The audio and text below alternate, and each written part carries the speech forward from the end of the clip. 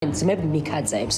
კარგი ურთიერთობა გქონდათ ლევან ჯანგველაძესთან თუ დისტანცირებულები იყავით ერთმანეთისგან? ურთიერთობა ჩვენ არ გვქონდა, როგორც ასეთი, პირისი პარადოქსი გქონდა. პირველი შეერთვის აბსოლუტურად უცნობია, მაგრამ რაიმე საქმე რო გქონდათ. ველოზებთან როგორც ასეთი კონტაქტში, არასდროს დიალოგში არ შევსრულე. დასკვნად თქვენ გააკეთეთ ეს. ნაცემ იყავს ფარცხალაძის კოკა მორგოშია? არ ვიცი კოკა მორგოშიას კითხეთ. ნახეთ დავით მიქაძის უკვე მეორე სატელევიზიო ინტერვიუ, სადაც ის კიდევ ერთხელ მკაფიოდ და კატეგორიულად უარყოფს ლევან ჯანგველაძესთან რაიმე ბიზნეს ინტერესებს. ის განმარტავს, რომ მასთან არანაირი საქმიანი ურთიერთობა არ ჰქონია. მით უმეტეს, ის გამორიცხავს ყველანაირ დაპირისპირებას. ჩვენ ამ საქმეში ვამტკიცებთ იმას, რომ ვართ დანაშაული. სიზმრიეში პროკურატურა უნდა გვიმტკიცებდეს, რომ ჩვენ ვართ დამნაშავეები. ამის არანაირი მტკიცებულება არ არის. რასაც ვაპროტესტებთ. თუ ეს ინფორმაცია მივეცით დილას, საიდანაც უნდა არსებობდეს მტკიცებულება, რომ ინფორმაცია მქონდა. არც ის დასტურდება, რომ მივეცით საერთოდ კვეთა დასტურდება. პროცესის განმავლობაში ისება მივიდა იმაზე, რომ თითქოს თავს გვარიდებდა.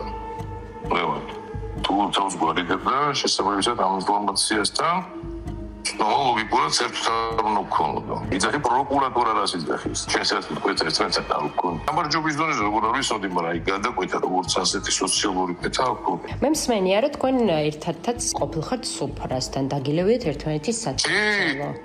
კი, ყოფილა, როცა ადამიანიკვეთია ესე, ორჯერ ეგეთი მოცემული. ძმებ მიქაძეებს. კარგი ურთიერთობა გქონდათ ლევან ჯანგველაძესთან თუ დისტანცირებულები იყავით ერთმანეთისგან? ურთიერთობა ჩვენ არ გვქონდა. როგორც ასეთი, პირისი პარადოქსი გქონდა. პირველი არც საქმეში არ ყოფილა მისი მხრიდან მიცდელობა. მას ჰქონდა რაიმე ბიზნეს ინტერესი საქართველოში და უთხოვია ბატონი ოთარისთვის დახმარება?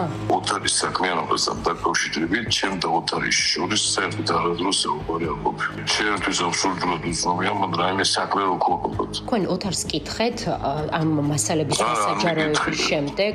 ფინანსურ პოლიციაში მართლაც ერთობლივად მისვლა საერთოდ არ მოხდა. მე როგორც ვიცი. გელაუძილაურს იცნობთ? ცნობა რასაც ქვია, არ ვიცი. გელაუძილაურთან როგორც ასეთი კონტაქტში, არასდროს დიალოგში არ შევსრულე. მტკიცებულების ერთობლივობა კი არა, მტკიცებულება საერთოდ არ არის და თავი გამომძიებლის მიერ. თვითონ ასხადებს, რომ მტკიცებულება როგორც ასეთი საქმეში არ არის. 500 საათის ჩანაწერები სასამართლოზე ექსპერტი აცხადებს, რომ აჩქარებულ რეჟიმში ანახი, თუმცა დასკვნაში უწერია, რომ შენელებული რეჟიმში არის, დასკვნად თქვენ გააკეთეთ ეს. იქ იმის სახის მტკიცებულება ორგანიზმებთან დაკავშირებით საერთოდ არ არის. წარმოდგენილი არის მტკიცებულებები ურთიერთობასთან დაკავშირებით. იურიდიულ ხაზისთან ურთიერთობას მე არ ვუარყოფ. ჩემმა არანაირად არ დასტურდება სასტუმროში იყო, ვადასტურებ რომ სასტუმროში ვიყავი, ამ ფორმატში რაშიც ვიყავი, გადროითაც ვიყავი. ვერანაირად ვერ მოხდებოდა დამიჯდა ორგანიზება. რატომ არის ესეთი დაინტერესებული კოკა მორგოშია ფარცხალაძის და მიქაძეების დასჯით? მე მორგოშიას არანაირი კვეთა მქონია. კარგად დაზუთხულადაც არ უნდა იძლეოდეს ამ ჩვენებას, რომ თავიდან ბოლომდე ცემისწამება. თუკი მტრობა ამოძრავებს, მაგის გარდა რამის ზიარი, მიანში თვითონ იძახის, რომ მტრობა აკავშირებს. მოყვარ ვაბრალ. ნაცემ იყავს ფარცხალაძის კოკა მორგოშია? არ ვიცი კოკა მორგოშიას კითხეთ და ფარცხალაძის. თავს უსაფრთხოდ გრძნობთ თუ არა? და თქვენი ძმა ასევე ამ პირობებში ის რამდენად უსაფრთხოდ გრძნობს თავს ციხეში? ისმენ ჩემს ადვილად მოსადრეკი კაცი არ არის მანიპულაცია. თქვენ თავად როგორ გრძნობთ თავს? ხნეთ.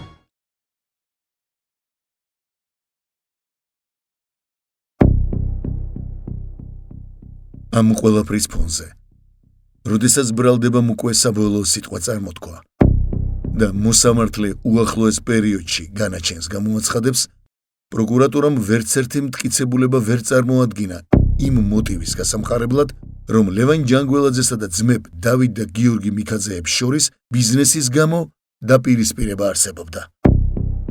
ბრალდება, რომელიც 9 თვის თავზე მტკიცებულებების გარეშე წარდგა საბოლოო სიტყვით მოსამართლის წინაშე, მაინც უმკაცრეს სასჯელს მოითხოვს.